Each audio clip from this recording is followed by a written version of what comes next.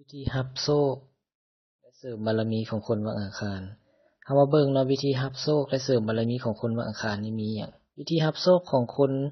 วันอังคารก็คือไหว้พระทุกศีลไหว้พระก็คือ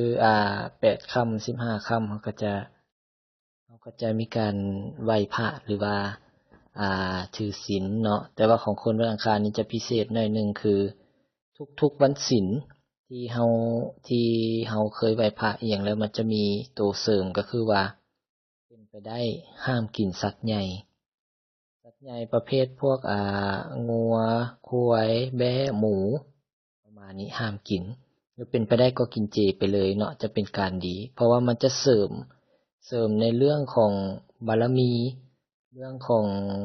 โชคลาภเพราะว่าจุดเด่นๆของคนวันอังคารในปีนี้คือจะได้เป็นมื้อที่จะได้จับเงินก้อนใหญ่จะได้โชคก้อนใหญ่แต่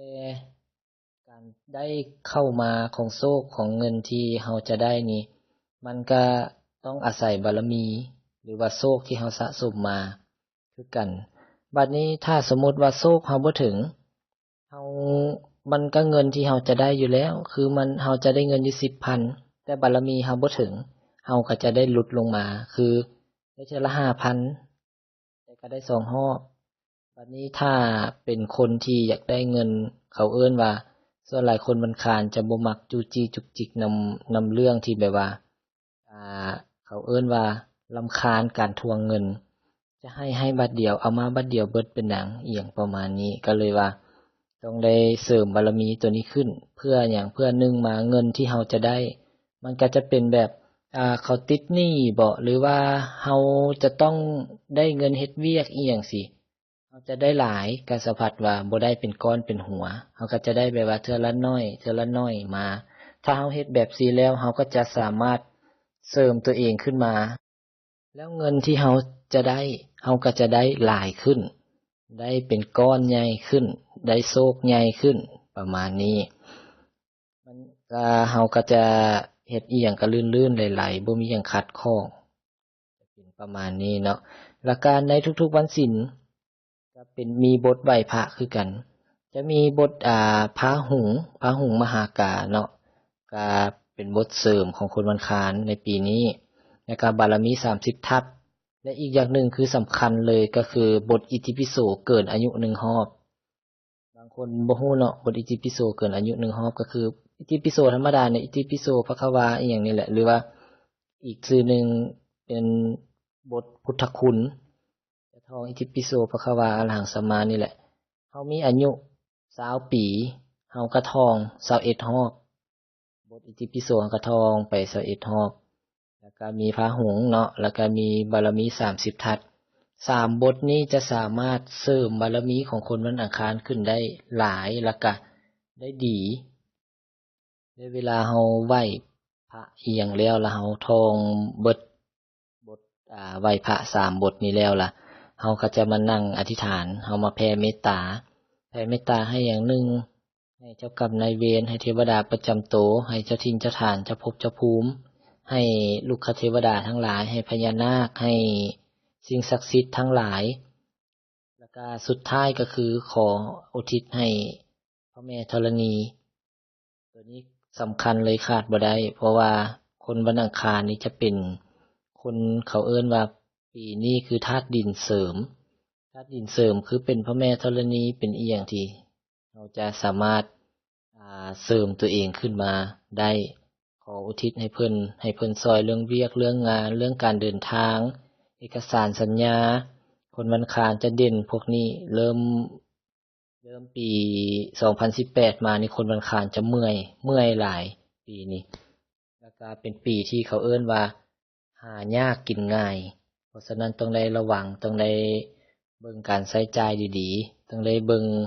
ว่ามันจำเป็นหรือบ่จำเป็นเพราะว่าในช่วงท้ายปีของคนวันอังคารนี้จะถ้าบ่เสริมตัวนี้คนวันอังคารจะบ่ได้เวียกใหญ่หรือจะบ่ได้จับเงินก้อนใหญ่เพราะฉะนั้นก็ลองถือๆเบิ่งเนาะเพราะว่าเฮ็ดไปก็บ่เสียหายอีกอย่างหนึ่งก็คือเฮาบ่ได้หยังเฮาก็ยังมีคนช่วยเพราะว่าเฮ็ดไปในตัวนี้แม่น จังใดมันก็เสริมทางด้านของการเงินโชคลาภเสริมในด้านของคนช่วยเหลือคนฮักหอมเขาจะมีแบบซีมาเรื่อยๆคือเฮามีปัญหาเกี่ยวกับอันนี้ปิ้นหน้าหาภัยก็มีคนซอยทั้งๆที่ตัวเองเป็นคนเฮ็ดนำคนบ่ขึ้นก็จะเฮ็ดขึ้นได้ในปีนี้ก็ลองเฮ็ดเบิ่งเนาะแล้วก็อีกอย่างหนึ่งคือถ้ามีเวลาให้ไปไหว้พระทันใจพระทันใจในลาวจะมีอยู่ที่เด่นๆศักดิ์สิทธิ์แท้ก็มีอยู่2องค์คืออยู่วัดป่าดงสวาทวัดป่าดงสวาทแถวหนองไฮไปจะเป็นอันนั้นเพราะวัดป่าดงสวาทนี้จะเป็นเขาเอิ้นว่าส่วนพฤกษาของนาคบ่อนจำศีลบ่อนอันนั้นของพญานาคที่เขาเอิ้นว่าดงศีลนาคจะอยู่หั่นเนาะพระทันใจจะอยู่ทางในเลยแหละเข้าไปวัดนี่ก็ไปถามหาเพิ่นก็ได้พระทันใจองค์สีขาวมีองค์เดียวอยู่ในวัดเนี่ยส่วนหลายคนจะบ่มักบ่ค่อยฮู้แต่ว่าคนแถวๆนั้นเขาเจ้าก็จะแบบว่าไปขออีหยังก็จะได้แบบสำเร็จทันใจได้ไวอหยังประมาณนี้ลองไปเบิ่งเนาะวัดดงสวาทเมืองศรีสัตนาคนครหลวงเวียงจันทน์ใกล้ๆนี่แหละหนองไฮทางไปทางเลขเตซีขี่มาไกลวัดไกลทางดอนกอยไปไกลห้องหมอเสถาไปก็จะก็บ่ไกลเนาะแล้วก็อีกองค์หนึงแม่นอยู่วัดถ้ำพระอยู่ทางหน้าเลยแหละเฮาขี่เข้าไปวัดถ้ำพระเฮากายถ้ำฤาษีไปเนาะแล้วก็จะมีถ้ำพระจะอยู่บนทางโค้งที่เฮาจะไปเมืองสังทองก็จะมีพระองค์หนึงจะองค์นั้นจะเป็นปางยืนปางประทานพรเพิ่นก็จะสามารถให้พรให้โชคให้ลาภได้เฮาจะไปขออีหยังที่อยากขายดินก็ได้ขายทันใจพระทันใจ2องค์นี้ก็สามารถเฮ็ดให้ได้แล้วก็อีกอย่างหนึ่งคือขอเกี่ยวกับเวียกที่เป็นเวียกเกี่ยวกับอสังหาการติดหนี้ติดสินหรือว่าอ่าค้าขายแบบเครื่องใหญ่ๆขายรถขายเรือนขายดินพระ2องค์นี้ก็จะเด่นเรื่องนี้ และพระธาตุที่อำนวยพรหรือเป็นพระธาตุประจำคนวันอังคารในปีนี้ก็คือพระธาตุสีโคตบองแล้วก็พระธาตุพนม2พระธาตุนี้ก็เป็นพระธาตุประจำวันอังคารในปี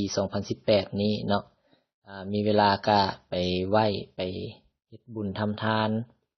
ไปขอพรลองเบิ่งเนาะคนใดที่เกิดวันอังคารรับรองเลยว่าจั่งใดก็ได้ผลบ่ได้น้อยก็ได้หลาย แต่ว่าในพื้นฐานการขอเราก็ต้องมีเสริมบารมีบุญเราต้องมีเราจึงสามารถขอได้ดังใจได้หลายคือเราอยากได้หลายคือเราหวัง